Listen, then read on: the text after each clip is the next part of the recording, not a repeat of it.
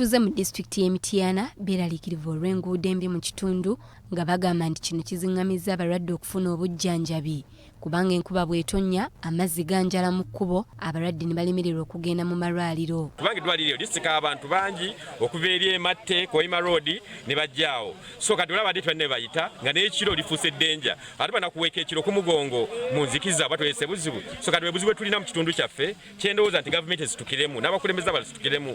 Tugeza okuwunzika abakyala agenda okujja okuva gy'avudde ero sendala okusala mu mugga nga takyasobola naddala abakyala ab'embuto abagenda okunywa eddagala abasinga tebakyagenda ku kyatuuka. Ekituufu amazzi gasala mu kkubo oyitamu bikineezira nakuba mukazi wange ng'ate kituufu mukazi muzito naye nga kye kituufu ekiriwo naffe tulagana gavumenti tulowoozeeko ngaffe olw'ensonga tulina obulumi bwa njawulo. Bongeddeko nti amakubo gaabwe gayitamu ebimotoka ebinene ebisaabaza ebyamaguzi ate nga bizito nnyo bw'ogerageranya n'embeera y'enguudo zaabwe. Ekimu ku bissa omugga guno by'ebimotoka ebinene bino ebyetikko ebizito ennyo bye bandikiriza okuyita mu nguudo ziri gavumenti ezawaggulu ze zikola ne ziyita mu nguudo zaffe za disitulikiti. Zino enguudo za disitulikiti tusaba emmotoka entono ze zibanga ziyitangamu ne ziteetisse. Abatuuze okuva mu ggombolola ez'enjawulo okuli Kikandwa ne Kalangaalo be basobeddwa eka ne mu kibira oluvannyuma lw'omugga ogwakazibwako eri amate okujjula amazzi ne ganjala mu kkubo kye bagamba nti Zisannyalazza eby'entambula. Olw'okuba nti ekkubo lino likozesebwa abayise ab'enjawulo okuli abagenda ku masomero n'abantu abalala, abatuuze basazeewo okwekolamu omulimu gw'okukola bulungibwansi nga beegattiddwako omubaka w'ekitundu Ssaalongo Kibedi Nseegumire okusobola okulaba ng'abantu bafuna ku buweerero.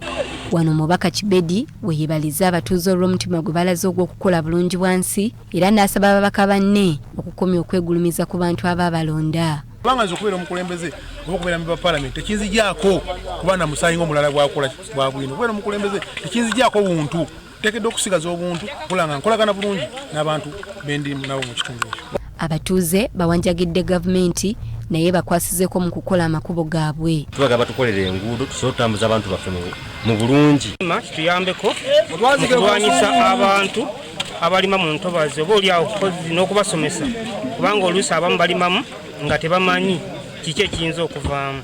Ye ssentebe w'eggombolola y'e Kalangaalo Louis Lule Matovu ategeezezza nti ekkubo lino libadde lyabasukkako olw'obubenje obubadde nga bugwawo era abantu bangi babadde balemesebwa okufuna obujjanjabi olw'ekkubo ebbi nga libakaluubiriza mu ntambula. Ng'abantu baffe basanga obuzibu okutuuka ku ddwaliro era emmotoka zibaye tezikyasalirawo ddala ambyolesa esobola kuyitawo n'ezo abo bwannannyini zibaye zigwamu nga zifiiramu era mulimu abadde bafuniramu obubenje obw'enjawulo. Naye twebaza abakulembeze abeewadde ne bajja n'abatuuze tuddaabirize ekkubo lyaffe lino. Doreen Nakajiri ne John Bagenda, BBS Telefayina, gy'otobadde. Bwe tweyongerayo ate